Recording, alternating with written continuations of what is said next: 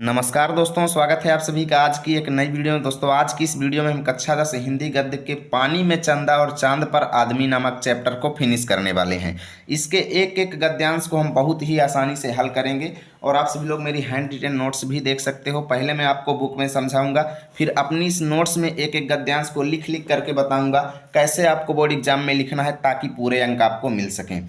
और ये चैप्टर बहुत ज़्यादा इंपॉर्टेंट है दोस्तों, इससे कोई ना कोई गद्यांश आपके बोर्ड एग्जाम में जरूर आएगा, इसलिए पूरा वीडियो अंतिम तक ध्यान से देखिएगा और एक एक गद्यांश को समझ लीजिएगा। तो चलिए दोस्तों आज की शानदार वीडियो की शुरुआत करते हैं और पानी में चंदा और चांद पर आदमी चैप्टर के अभ्यास प्रश्नों को खत्म करते हैं। तो यहाँ पे देखिए दोस्तों, पहला गद्यांश है, मानवता के संपूर्ण इतिहास की सर्वाधिक रोमांचक घटना के एक एक क्षण के वे भागीदार बन रहे थे। अब देखिए, पहले मैं आपको पूरे गद्यांश की व्याख्या बताऊंगा, उसके बाद नीचे दिए गए प्रश्नों का हम आंसर देखेंगे अपनी नोटबुक में, है ना। तो यहाँ पे गद्यांश में ये लिखा गया है दोस्तों, जयप्रकाश भारती जी कहते हैं कि मानवता के संपूर्ण इतिहास की सर्वाधिक रोमांचक घटना। अब बात आती है कि भाई मानवता माने मनुष्य के जीवन की, संपूर्ण इतिहास माने पूरे हिस्ट्री की सबसे रोमांचक घटना यानी सबसे इंटरेस्टिंग घटना कौन सी थी। तो सबसे इंटरेस्टिंग घटना ये थी दोस्तों कि जब मनुष्य चंद्रमा पर पहुंच रहे थे। अब पानी में चंदा चांद पर आदमी यानी चंद्रमा से रिलेटेड ही चैप्टर है।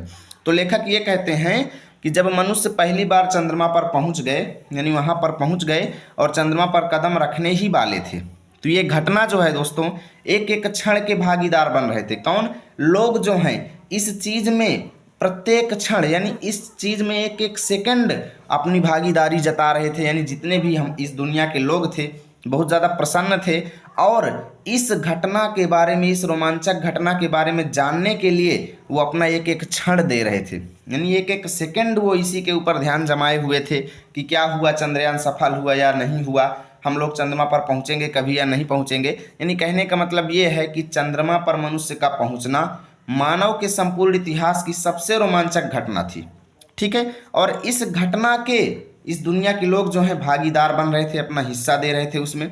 और उत्सुकता और कुतूहल के कारण, उत्सुकता माने मन में उठने वाले विचारों और कुतूहल, कुतूहल माने मन के विचार और उत्सुकता माने एक्साइटमेंट, यानी सब लोगों के अंदर उत्सुकता थी कि क्या भाई हमारा चंद्रयान सफल होगा या फिर नहीं होगा, यानी कि कुतूहल भी थे मन में, अनेकों विचार भी आ रहे थे। तो इन सब के कारण अपने अस्तित्व से ही बिल्कुल बेखबर हो गए थे, यानी ऐसा लग रहा था जैसे सब लोग अपना शुद्ध बुद्ध भूल चुके हों। अब आगे लिखा गया है, युग युग से किस देश और जाति ने चंद्रमा पर पहुंचने के सपने नहीं संजोए। यानी लेखक कहते हैं कि भाई इस दुनिया का प्रत्येक देश जो है, यानी बहुत सारे देशों ने और देश और जाति के लोगों ने चंद्रमा पर पहुंचने के सपने नहीं संजोए, अर्थात बहुत सारे लोगों ने चंद्रमा पर जाने के सपने देखे हैं, लेकिन सक्सेसफुल बहुत कम ही लोग हुए हैं। और आज इस धरा के ही दो मानव उन सपनों को सच कर दिखाने के लिए कृत संकल्प थे, यानी लेखक कहते हैं कि इसी धरती के दो मनुष्य आज उस सपने को पूरा करने वाले हैं, अर्थात चंद्रमा पर कदम रखने वाले हैं, ठीक है। अब देखिए इसके प्रश्नों को कैसे हल करेंगे। पहला प्रश्न है, उपर्युक्त गद्यांश का संदर्भ लिखिए। तो सबसे पहले आपको लिखना है एक तरफ मानवता के संपूर्ण, दूसरी तरफ लिखेंगे कृत संकल्प थे। अब संदर्भ हेडिंग डालेंगे और लिखेंगे प्रस्तुत गद्यांश हमारी पाठ्य पुस्तक हिंदी के गद्य खंड में संकलित एवं जयप्रकाश भारती द्वारा लिखित पानी में चंदा एवं चांद पर आदमी नामक पाठ से लिया गया है। अब देखें अगला प्रश्न, तो रेखांकित अंशों की व्याख्या कीजिए। तो पूरे गद्यांश की एक बार तो मैंने आपको व्याख्या बता दिया है। अब लिखने यहाँ से लेके यहाँ तक जिसके नीचे लाइनिंग की गई है, इतने की व्याख्या कैसे लिखना है ये चीज़ चलिए नोट्स में मैं आपको अब दिखा देता हूँ। तो रेखांकित अंश की व्याख्या हेडिंग डालेंगे और लिखेंगे, लेखक कहता है कि मनुष्य का चंद्रमा पर उतरना मनुष्य के अब तक के इतिहास की सबसे अधिक रोमांचक घटना थी, ठीक है। दुनिया के सभी स्थानों के स्त्री और पुरुष और बच्चे इस महत्वपूर्ण घटना के इस अद्भुत क्षण का हिस्सा बन रहे थे, यानी सभी लोग अपनी भागीदारी प्रदर्शित कर रहे थे। यह सब सुनकर प्रत्येक व्यक्ति उत्सुकता और आश्चर्य से अपने आप से बेखबर हो गया था, अर्थात अपनी शुद्ध बुद्ध खो बैठे थे, ठीक है। अब अगला प्रश्न देखिए, मानव इतिहास की महत्वपूर्ण घटना कौन सी थी। तो आप लोग यहाँ पे तीसरा नंबर डालेंगे और लिखेंगे मनुष्य के इतिहास की सर्वाधिक महत्वपूर्ण घटना चंद्रमा पर पहुँचना था, क्योंकि अभी तक कोई चंद्रमा पर नहीं पहुँचा था। अब चलते हैं दोस्तों अगले गद्यांश पर। अब देखिए दोस्तों दूसरा गद्यांश है, चंद्रयान ठीक स्थिति में है, यह निरीक्षण करके कुछ खा पीकर और सुस्ता लेने के बाद नील आर्मस्ट्रांग चंद्रयान से बाहर निकले। यानी कि नील आर्मस्ट्रांग ने देखा कि भाई चंद्रयान ठीक ठाक स्थिति में है, सब कुछ व्यवस्थित है, और यह निरीक्षण करके यानी सारी चीज़ें चेक करने के बाद वो कुछ खाते पीते हैं और थोड़ा सा आराम करते हैं। आराम करने के बाद वो चंद्रयान से बाहर निकलते हैं। ठीक है, अभी तक वो चंद्रयान के अंदर ही थे। अब आगे देखिए, चंद्रयान की सीढ़ियों से धीरे धीरे वह चंद्रमा के तल पर उतरने की कोशिश करते हैं, यानी धीरे धीरे वह नीचे उतरे और उन्होंने अपना बायां पाँव माने पैर जो है चंद्रमा की ज़मीन पर रख दिया। अपना बायां पैर जो है उन्होंने चंद्रमा की ज़मीन पर रख दिया, जबकि दायां पाँव चंद्रयान पर ही रहा। क्योंकि दोस्तों उन्होंने क्या किया कि अपना बायां पैर जो है चंद्रयान की ज़मीन पर, चंद्रमा की ज़मीन पर रख दिया और दूसरा पैर अपना चंद्रयान पर ही रखा, क्योंकि उन्हें डर था दोस्तों कि क्या चंद्रमा की ज़मीन जो है कहीं दलदल तो नहीं है, या फिर ऐसी तो नहीं है कि जिसमें मैं टिके ही ना पाऊँ, खड़ा ही ना हो सकूँ। इसलिए इस शंका को दूर करने के लिए, अपने डर को दूर करने के लिए उन्हें अपना दायां पाँव चंद्रयान पर ही रखना पड़ा और बायां पाँव जो है वो चंद्रमा के तल पर रखे थे। इसी बीच आर्मस्ट्रांग दोनों हाथों से चंद्रयान को अच्छी तरह पकड़े रहे, बहुत अच्छे से मजबूती से पकड़े हुए थे, क्योंकि उन्हें डर था। क्या डर था? क्योंकि उन्हें यह तय कर लेना था कि वैज्ञानिक चंद्रतल को जैसा समझते रहे हैं, अर्थात वैज्ञानिक लोग चंद्रमा की ज़मीन को जैसा समझते हैं और जैसा उनका अनुभव है, चंद्रमा की ज़मीन उससे अलग तो नहीं है, उससे भिन्न तो नहीं है, कहीं ऐसा तो नहीं है कि वैज्ञानिक लोग ये सोचते हैं कि चंद्रमा पर आदमी खड़ा हो सकता है और वहाँ पर खड़ा होना ही ना संभव हो। यानी कहीं ऐसा तो नहीं है कि चंद्रमा की ज़मीन जो है वैज्ञानिकों के हिसाब से या वैज्ञानिकों के अनुमान से एकदम अलग तो नहीं है। तो आश्वस्त होने के बाद, यानी सारी चीज़ें चेक करने के बाद, वह यान के आसपास ही कुछ कदम चले, यानी दोनों पैर अपना चंद्रमा पर उतार लेते हैं और चंद्रयान के आसपास ही कुछ दूर चले और चंद्रतल पर पांव रखते हुए उन्होंने कहा, चंद्रमा की ज़मीन पर पैर रखते हुए उन्होंने क्या कहा कि यद्यपि यह मानव का छोटा सा कदम है, यानी कि मनुष्य का कदम जो है ये छोटा सा कदम है, लेकिन मानवता के लिए बहुत ही ऊंची छलांग है। अब बहुत ही ऊंची छलांग का मतलब ये है दोस्तों कि मनुष्य के जीवन के लिए ये बहुत बड़ी सफलता है, क्योंकि भाई लोगों का सपना था कि चंद्रमा कैसा होगा, क्या होगा उसके अंदर, कैसा वहाँ पे रहन सहन है, यानी ये सारी चीज़ें आज यहाँ पे हम चेक कर लेंगे। यानी मानवता के लिए ये बहुत ही ऊंची छलांग है। बहुत ही ऊंची छलांग का मतलब बहुत ही बड़ी सफलता है। अब इसके प्रश्नों को कैसे हल करेंगे? तो सबसे पहले शुरू के 2-3 शब्द, यानी चंद्रयान ठीक स्थिति में आप लोग एक तरफ लिख देंगे, यानी कि एक तरफ आपको लिख देना है चंद्रयान ठीक स्थिति और दूसरी तरफ अंतिम के 2 शब्द।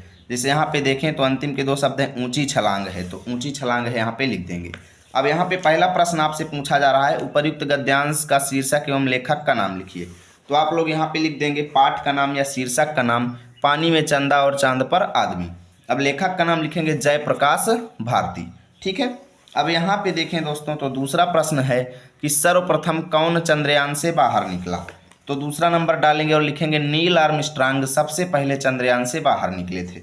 अब यहाँ पे देखें दोस्तों तीसरा प्रश्न है रेखांकित अंश की व्याख्या, यानी कि यहाँ से लेके यहाँ तक की व्याख्या हमें लिखना है। पूरे की व्याख्या मैंने आपको समझा दिया है, अब यहाँ से यहाँ तक की व्याख्या लिखेंगे। तो हेडिंग डालेंगे रेखांकित अंश की व्याख्या और लिखेंगे लेखक कहते हैं कि चंद्रयान से उतरकर चंद्रमा पर पैर रखते समय नील आर्मस्ट्रांग के मन में डर एवं तरह तरह के विचार चल रहे थे, इसलिए उन्होंने सर्वप्रथम अपना बायां पैर चंद्रमा के तल पर रखा और दायां पैर चंद्रयान पर ही रखे रहे। इसी बीच वो दोनों हाथों से चंद्रयान को पकड़े हुए थे और बाएं पैर से चंद्रमा के तल को स्पर्श करके यह पक्का कर रहे थे कि वैज्ञानिक लोगों ने चंद्रमा को जैसा बताया है वह वास्तव में वैसा है या फिर नहीं है। ठीक है, इस तरीके से दोस्तों हमने आपके इस गद्यांश को फिनिश कर दिया। यहाँ पे देख सकते हो हमने तीनों ही प्रश्नों को फिनिश कर दिया है। अब देखते हैं गद्यांश गा नंबर। ठीक है, और अभी तक कई लोग वीडियो को लाइक नहीं किए हैं तो भाई लाइक शेयर कर दिया करो, मेहनत लगती है वीडियो बनाने में। अब देखिए गा नंबर गद्यांश से शुरू होता है कि मानव को चंद्रमा पर उतारने का यह सर्वप्रथम प्रयास होते हुए भी असाधारण रूप से सफल रहा। यानी लेखक कहते हैं कि मनुष्य को चंद्रमा पर लैंडिंग कराने के लिए या उतारने के लिए यह पहला प्रयास था, सर्वप्रथम प्रयास होते हुए भी असाधारण रूप से, यानी एकदम बहुत ही हाई फाई रूप से। असाधारण मतलब जो सामान्य ना हो, विशाल हो, बहुत ही विकराल हो, यानी कि बहुत ही अच्छे तरीके से सफल हुआ, है ना। यद्यपि हर क्षण हर पग पर खतरे थे, अर्थात वहाँ पर मनुष्य के लिए हर एक सेकंड और हर एक कदम पर खतरा खतरा ही था व्याप्त, क्योंकि मनुष्य पहली बार वहाँ पे पहुँचा हुआ था, है ना। चंद्र तल पर मानव के पाँव के निशान, यानी चंद्रमा की जमीन पर, चंद्रमा के तल पर मनुष्य के पैरों के निशान जो हैं, उसके द्वारा वैज्ञानिक तथा तकनीकी क्षेत्र में की गई असाधारण प्रगति के प्रतीक हैं। यानी मनुष्य ने विज्ञान के क्षेत्र में और टेक्नोलॉजी के क्षेत्र में कितना ज़्यादा उन्नति कर लिया है, इसका सबसे असाधारण यानी ऐसा प्रतीक जो साधारण नहीं है ना, यानी सबसे विशाल प्रतीक जो है, सबसे बड़ा प्रतीक वो है, वह यह है कि चंद्रमा पर मनुष्य के पैरों के निशान हो गए, यानी चंद्रमा पर मनुष्य पहुंच गया। यानी चंद्रमा पर मनुष्यों के पहुंचने का ये काम जो है, मनुष्य के द्वारा विज्ञान के क्षेत्र में और टेक्नोलॉजी के क्षेत्र में की गई उन्नति का प्रतीक है। ठीक है। जिस क्षण डगमग डगमग करते मनुष्य के पैर जो हैं उस धूलि धूसरित अनछुई सतह पर पड़े, यानी जिस समय मनुष्य के डगमगाते हुए डर से परिपूर्ण मनुष्य के पैर जो हैं उस धूल धूसरित मतलब धूल से सनी हुई, अनछुई मतलब ऐसी जमीन जिसको कभी भी मानव ने या मनुष्य ने कभी भी स्पर्श नहीं किया था, क्योंकि भाई चंद्रमा पर मनुष्य पहली बार पहुंच रहा था। यानी धूल से सनी हुई वह सतह जो अनछुई थी, जिसको कभी भी मनुष्यों के द्वारा स्पर्श नहीं किया गया था, उस पर मनुष्य के जब पैर पड़े तो मानो वह हजारों लाखों साल से पालित पोषित मतलब पली हुई पोषित हुई सैकड़ों मतलब सौों के आसपास अंधविश्वासों और कपोल कल्पनाओं का मतलब ये है कि ऐसी कल्पनाएं जिनका कोई आधार नहीं है, यानी बेढंगी कल्पनाओं पर यह पद प्रहार हुआ, मतलब पैरों का प्रहार हुआ, पैरों का आघात के समान हुआ। देखिए चंद्रमा के बारे में भाई हमारे देश में या कह लो सभी देशों में बहुत सारी पालित पोषित अंधविश्वास थे, यानी कई लोग कहते थे चंद्रमा ये है, यानी कि भाई देखिए अलग अलग लोगों का अलग अलग मत था। हजारों लाखों साल से लोगों के मन में चंद्रमा के बारे में अनेकों रहस्य थे, अनेकों अंधविश्वास थे, अनेकों कपोल कल्पनाएं थी, यानी ऐसी कल्पनाएं जिनका कोई मतलब ना तो और छोर का पता है, सब बेढंगी कल्पनाएं लोगों के मन में थीं। तो जैसे ही मनुष्य ने वहाँ पर पैर रखा तो ये सारी कल्पनाओं पर मनुष्य का पैर जो है वो चोट के समान लगा, यानी सारी कल्पनाएं और सारे अंधविश्वास दूर हो गए, क्योंकि मनुष्य वास्तव में वहाँ पर जा करके भ्रमण कर लिया। कवियों की कल्पना के सलोने चांद को वैज्ञानिकों ने बदसूरत और जीवनहीन करार दे दिया। अर्थात कवि लोग क्या करते हैं, कविताएं आप पढ़ते होंगे तो देखते होंगे लोग क्या कहते हैं, यानी कवि लोग जो हैं वो चंद्रमा को सलोना मानते हैं, दिखने में सुंदर मानते हैं, यानी कि कवियों के सलोने सुंदर चंद्रमा को वैज्ञानिक लोगों ने वहां पहुंच करके बदसूरत और जीवन से हीन करार दे दिया, अर्थात बदसूरत और नीरस बता दिया। अब बताइए भला अब चंद्रमुखी कहलाना किसे रुचिकर लगेगा, क्योंकि भाई पहले लोग क्या कहते थे, हमारा बेटा एकदम चंद्रमा के जैसे लग रहा है, हमारी बेटी एकदम चंद्रमा के जैसे, है ना। तो जो लोग मनुष्यों की तुलना चंद्रमा से कर देते थे तो वैज्ञानिकों ने उस चंद्रमा को बदसूरत और नीरस बता दिया। तो अब ऐसी स्थिति में कौन ऐसा व्यक्ति है जो स्वयं को चंद्रमा के मुख के समान यानी चंद्रमुखी कहलाना उचित समझेगा। अर्थात कोई भी व्यक्ति स्वयं को अब चंद्रमा के समान नहीं मानेगा, कोई भी चंद्रमा से उपमा नहीं करेगा। अब देखिए उपर्युक्त गद्यांश का संदर्भ लिखिए, तो इसको कैसे करेंगे। सबसे पहले शुरू के 2-3 शब्द यानी मानव को चंद्रमा और अंतिम के 2 शब्द यानी रुचिकर लगेगा। एक तरफ लिखेंगे मानव मन को, दूसरी तरफ रुचिकर लगेगा, ठीक है। अब यहाँ पे संदर्भ लिखेंगे पूर्वत यानी पहले की भांति, जैसे अभी पहले दूसरे गद्यांश में लिखे हो ना, सेम वही यहाँ पे लिख लेना है, यानी कि इस चैप्टर के सभी गद्यांशों पर संदर्भ आपका सेम रहेगा। अब यहाँ पे अगला प्रश्न है गद्यांश के रेखांकित अंश की व्याख्या, यानी यहाँ से लेकर के यहाँ तक की व्याख्या हमको लिखना है। तो इसको लिखेंगे दोस्तों, लेखक कहते हैं कि मनुष्य जिस समय चंद्रमा पर अपना पैर रख दिया उस समय डर की वजह से उसके पैर कांप रहे थे। आगे लेखक कहते हैं कि चंद्रमा को लेकर हजारों लाखों साल पहले से ही सैकड़ों अंधविश्वास और कल्पनाएं प्रचलित थीं, परंतु जैसे ही नील आर्मस्ट्रांग ने अपना पैर चंद्रमा के धूल से सनी हुई तल पर रखा तो इन सारी कल्पनाओं और अंधविश्वासों पर प्रहार हो गया, अर्थात आघात के समान लगा, जिससे सभी कल्पनाएं और अंधविश्वास दूर हो गए। अब यहाँ पे अगला प्रश्न है मानव के असाधारण प्रगति के प्रतीक क्या हैं। तो यहाँ पे लिखेंगे चंद्रमा के तल पर मनुष्य का पहुँचना जो है उसके द्वारा वैज्ञानिक तथा तकनीकी के क्षेत्र में की गई असाधारण प्रगति के प्रतीक हैं। चलते हैं दोस्तों अगले गद्यांश पे। अब देखिए दोस्तों हम आ चुके हैं घ नंबर गद्यांश पर, जो कि बहुत ज़्यादा इंपॉर्टेंट है और 2017 की बोर्ड परीक्षा में पूछा भी गया है। तो यहाँ पे देखिए लिखा गया है कि हमारे देश में ही नहीं, लेखक कहते हैं कि केवल हमारे देश में ही नहीं अपितु संसार के प्रत्येक जाति ने अर्थात संसार के अनेक देशों ने अपनी भाषा में चंद्रमा के बारे में कहानियाँ गढ़ी हैं। अर्थात चंद्रमा के बारे में अनेक कहानियाँ उन्होंने निर्मित किया है। अनेक देशों में अनेक प्रकार के लोगों ने चंद्रमा के बारे में अनेक प्रकार की कविताएं लिखी हैं, अनेक प्रकार की कहानियाँ बनाई हुई हैं। कोई कहता है चंदा मामा है, तो कोई क्या कहता है कि कोई कहता है कि ये चांद कोई दीवाना है ना। यानी कि अनेक लोग जो हैं चंद्रमा को अनेक तरीके से मानते हैं। कोई कहता है कोई आशिक बड़ा पुराना है। यानी कि चंद्रमा को लेकर के लोगों के विचार जो हैं बहुत ही पहले से थे। संसार की प्रत्येक जाति ने अपने हिसाब से चंद्रमा के बारे में कहानियाँ गढ़ी हैं और कवियों ने अनेकों कविताएं लिखी हैं। किसी ने चंद्रमा को रजनीपति माना अर्थात रात का स्वामी माना। रजनीपति मतलब रात का पति अर्थात रात का स्वामी माना। तो किसी ने उसे रात की देवी कह करके पुकारा, है ना। किसी विरहिणी ने उसे अपना दूत बनाया। विरहिणी मतलब वियोगिनी स्त्री, यानी ऐसी स्त्री जिसका पति या जिसका प्रियतम जो है परदेश में रहता हो या उससे दूर हो, उससे बिछड़ गया हो। तो यहाँ पे लिखा गया है कि किसी वियोगिनी स्त्री ने चंद्रमा को अपना दूत बनाया और चंद्रमा से अपना संदेश अपने प्रियतम के पास भिजवाया, है ना। चंद्रमा को दूत स्वरूप में स्वीकार किया तो किसी ने उसके पीलेपन से दुखी होकर के उसे बूढ़ा और बीमार ही समझ लिया। यानी लेखक कहते हैं कि अलग अलग लोगों ने अलग अलग तरीके से चंद्रमा को समझा। आगे लिखा गया है बालक श्री राम चंद्रमा को खिलौना समझकर उसके लिए मचलते हैं। यानी लेखक कहते हैं जब भगवान श्री राम बचपन में छोटे थे तो चंद्रमा को खिलौना समझ लिए और उसको प्राप्त करने के लिए मचलते हैं। तो सूर्य के श्री कृष्ण भी उसके लिए हट करते हैं। यानी सूरदास जी जिस भगवान श्री कृष्ण की उपासना करते हैं वो श्री कृष्ण भगवान भी बचपन में चंद्रमा को प्राप्त करने के लिए अपनी माता से हट करते थे। तो बालक को शांत करने के लिए एक ही उपाय था, यानी कि माता कौशल्या जी और यशोदा मैया के पास श्री कृष्ण और राम भगवान को शांत करने का एक ही उपाय था कि चंद्रमा की छवि को पानी में दिखा देना। यानी उनको चंद्रमा की छवि वो लोग पानी में दिखा देती थी, ठीक है ना। लेकिन मानव की प्रगति का चक्र कितना घूम गया है। लेखक कहते हैं कि मनुष्य की उन्नति का मार्ग जो है कितना ज़्यादा परिवर्तित हो गया है, कितना घूम गया है कि इस लंबी विकास यात्रा को श्रीमती महादेवी वर्मा ने एक ही वाक्य में बांध दिया है।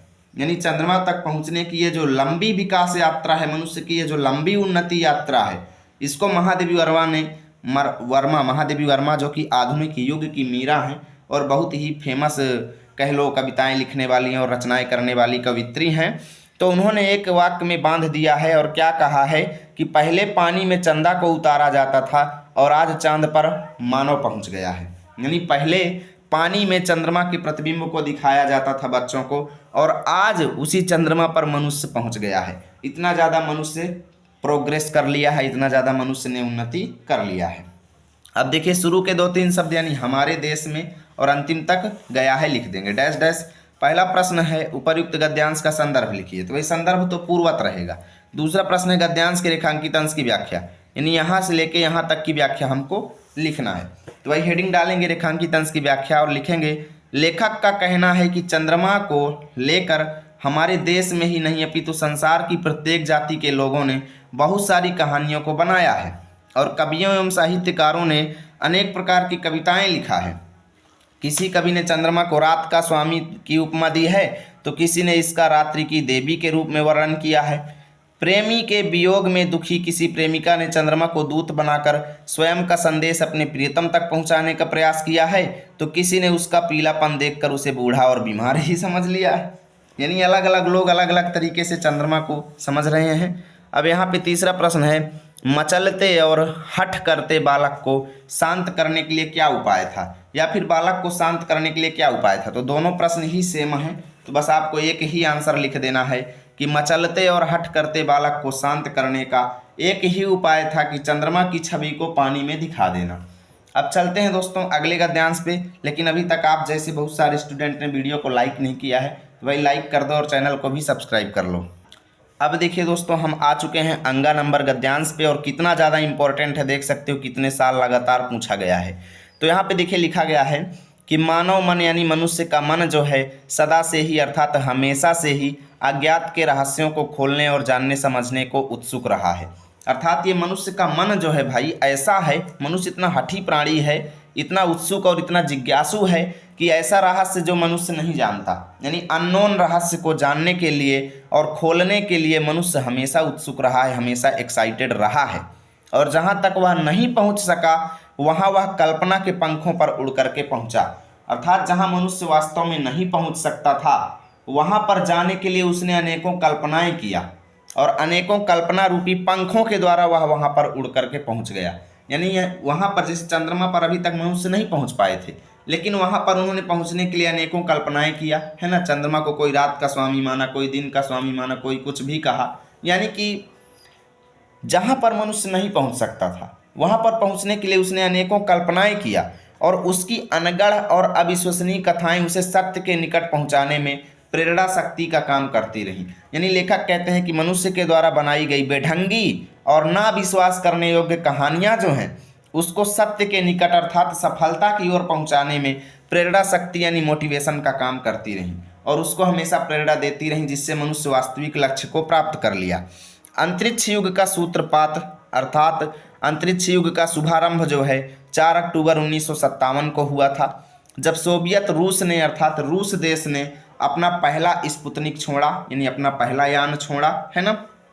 प्रथम अंतरिक्ष यात्री बनने का गौरव यूरी गागरिन को प्राप्त हुआ था और अंतरिक्ष युग के आरंभ के ठीक 11 वर्ष 9 मास 17 दिन बाद, यानी अंतरिक्ष युग इस तारीख को शुरू हुआ और इसके ठीक 11 साल 9 महीने और 17 दिन बाद चंद्रमा के तल पर मानव उतर गया। यानी अमेरिका का जो यान था वो चंद्रमा पर पहुंच गया और मनुष्य ने चंद्रमा पर विजय हासिल कर लिया। अब गद्यांश का संदर्भ तो भाई सेम टू सेम रहेगा। अब गद्यांश के रेखांकित अंश की व्याख्या में आप यहाँ से यहाँ तक की व्याख्या लिखेंगे। चलिए भाई उसको लिख करके दिखाते हैं। तो रेखांकित अंश की व्याख्या हेडिंग डालेंगे और लिखेंगे, लेखक कहता है कि मनुष्य का मन प्राचीन काल से ही नई नई चीज़ों को जानने के लिए उत्सुक रहा है। वह हमेशा अनजाने रहस्यों को सुलझाकर उन्हें जानने और समझने में अपनी शक्ति का उपयोग करता रहा है। जहाँ तक पहुँचना कठिन था वहाँ तक पहुँचने के लिए उसने अनेक कल्पनाओं का निर्माण किया, चाहे उसे वे कल्पनाएं बेढंगी अर्थात सत्य से परे निराधार मालूम पड़ी हों, लेकिन वह उन्हीं कल्पनाओं को साकार करने का प्रयास करता रहा और उनसे ही सत्य के निकट पहुँचने की प्रेरणा प्राप्त करता रहा। ठीक है। अब यहाँ पे तीसरे में बहुत सारे प्रश्न हैं। ए नंबर में देखिए 2 दिए गए हैं, फिर बी अलग से दिया गया है। तो मनुष्य को सत्य के निकट पहुँचाने में कौन शक्ति काम करती रही है? अगर ये प्रश्न आता है तो उत्तर लिखेंगे कि मनुष्य की अनगढ़ और अविश्वसनीय कथाएं उसे सत्य के निकट पहुंचाने में प्रेरणा शक्ति का काम करती रही हैं। अथवा में अगर दूसरा प्रश्न आपसे ये वाला पूछा जाता है उसकी जगह पे कि अंतरिक्ष युग का सूत्रपात या अंतरिक्ष युग का आरंभ कब हुआ, प्रथम अंतरिक्ष यात्री बनने का श्रेय किस व्यक्ति को है, तो आप लिखेंगे कि अंतरिक्ष युग का सूत्रपात 4 अक्टूबर सन 57 को यानी 1957 को हुआ था। प्रथम अंतरिक्ष यात्री बनने का श्रेय यूरी गागरिन को है। अथवा में अगर ये प्रश्न भी नहीं आता है, ये बहुत ज़्यादा इंपॉर्टेंट है, इसलिए हमें 3 प्रश्न हल करके रख लेना है।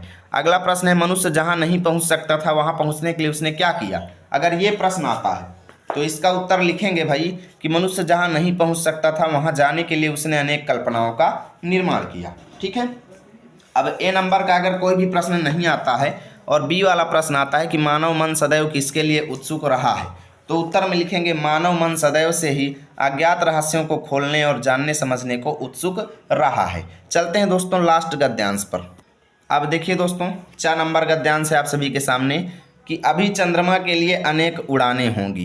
यानी लेखक कहते हैं कि अभी चंद्रमा के पास जाने वाले बहुत सारे यान बनाए जाएंगे, भविष्य में बहुत सारे चंद्रयान बनाए जाएंगे और जिनके द्वारा चंद्रमा पर लोग पहुँचेंगे और दूसरे ग्रहों के लिए मानव रहित यान छोड़े जा रहे हैं।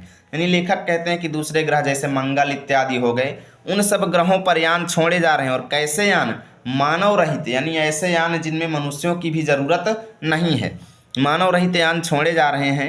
अंतरिक्ष में परिक्रमा करने वाला स्टेशन स्थापित करने की दिशा में तेज़ी से प्रयत्न किए जा रहे हैं। यानी अंतरिक्ष में एक परिक्रमा करने वाला यानी चारों तरफ घूमने वाला स्टेशन बनाने के लिए बहुत ही तेज़ी से प्रयास किया जा रहा है। और लेखक कहते हैं कि ऐसा स्टेशन बन जाने पर ब्रह्मांड के रहस्यों की परतें खोलने में काफ़ी सहायता मिलेगी। यानी जब परिक्रमा करने वाला स्टेशन बन जाएगा तो भाई वो गोल गोल घूम करके सारे रहस्यों को हमें बताता रहेगा, यानी सारे फैक्ट की परतें खोलने में, यानी सारे रहस्यों यानी ऐसे रहस्य जो अनसुलझे हैं, जो हम नहीं जानते हैं, उनको जानने में हमें काफ़ी मदद मिलेगी। यह पृथ्वी मानव के लिए पालने के समान है। यानी लेखक कहते हैं कि यह पृथ्वी जो है, धरती माता जो है, मनुष्य के लिए एक पलना के समान है। वह हमेशा हमेशा के लिए इसकी परिधि में बंधा हुआ नहीं रह सकता। अर्थात मनुष्य जो है इस पृथ्वी के ओर छोर में ही बंधा नहीं रहेगा। अज्ञात की खोज में वह कहाँ तक पहुँचेगा, कौन कह सकता है। अर्थात यह मनुष्य अननोन जानकारियों को जानने के लिए कहाँ कहाँ पहुँच जाए, इसके बारे में कौन कह सकता है। अर्थात कोई वर्णन नहीं कर सकता है। ठीक है, तो आपको एक तरफ लिखना है अभी चंद्रमा के, दूसरी तरफ सकता है, यानी अंतिम के 2 शब्द, शुरू के 2 शब्द। अब संदर्भ तो भाई पूर्वत रहेगा। अगला प्रश्न है इसमें कि अंतरिक्ष में स्टेशन बन जाने से किसमें सहायता मिलेगी। तो लिखेंगे अंतरिक्ष में स्टेशन बन जाने से ब्रह्मांड के रहस्यों की परतें खोलने में काफ़ी सहायता मिलेगी। अगला है रेखांकित अंश की व्याख्या कीजिए, यानी यहाँ से लेके यहाँ तक की व्याख्या। तो हेडिंग डालेंगे रेखांकित अंश की व्याख्या और लिखेंगे लेखक कहते हैं कि आने वाले समय में अभी चंद्रमा के लिए बहुत सारी यात्राएं होंगी। अर्थात अनेक देश भविष्य में चंद्रमा पर जाएगा। अन्य ग्रहों जैसे मंगल इत्यादि में ऐसे यान भेजे जा रहे हैं जिसमें मनुष्यों की कोई ज़रूरत ही नहीं पड़ती है। लेखक कहते हैं कि यदि वैज्ञानिक लोग अंतरिक्ष में चक्कर लगाने वाला स्टेशन स्थापित करने के लिए लगातार प्रयास किए जा रहे हैं, है ना, ऐसा स्टेशन बन जाने पर ब्रह्मांड के अनेक रहस्यों को खोलने में मदद मिलेगी। और यहाँ से दोस्तों ये चैप्टर फिनिश हुआ। आप सभी को अगर इसकी PDF चाहिए तो टेलीग्राम पे जाना है, लर्न विथ आरपी लिखना है, मेरा चैनल आएगा, उसको ज्वाइन कर लो, या फिर इसी वीडियो के डिस्क्रिप्शन में टेलीग्राम चैनल का लिंक है, आप लोग जा करके ज्वाइन कर सकते हैं। मिलेंगे आप सभी के साथ अगली वीडियो में, तब तक के लिए जय हिंद जय भारत।